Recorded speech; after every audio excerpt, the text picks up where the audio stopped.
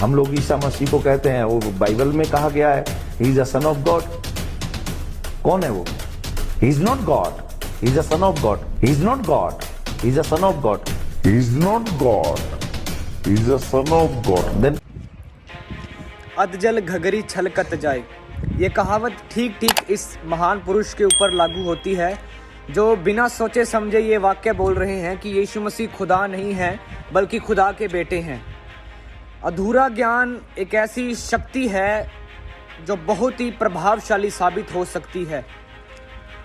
अगर आपके पास उस वाक्य को समझने के लिए या उस वाक्य की व्याख्या करने के लिए संपूर्ण ज्ञान नहीं है तो आपके लिए और हम सभी के लिए सरल रहेगा, ये सही साबित होगा कि आप उस वाक्य को ना छेड़ें।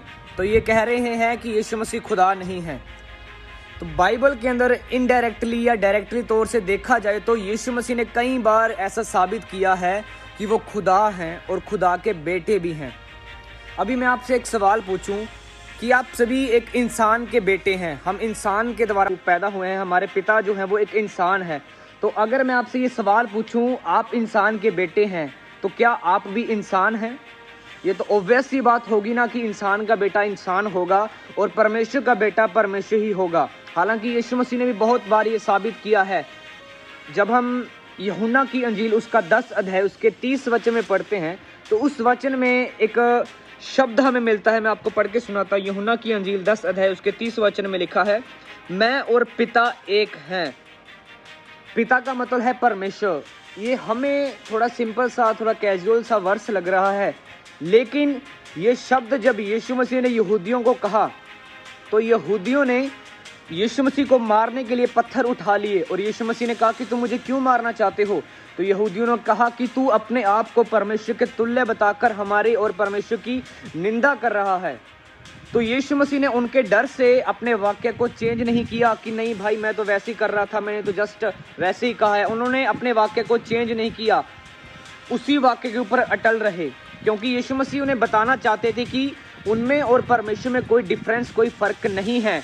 यहूदियों का जिसके ऊपर वो विश्वास करते थे परमेश्वर के ऊपर, वही परमेश्वर ने मुझे इस धरती पर भेजा है, क्योंकि मैं उसी के मुख से निकला हुआ एक शब्द हूँ।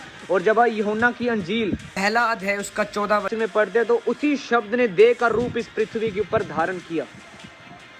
तो बहुत बार यीशु मसीह ने यह साबित किया है।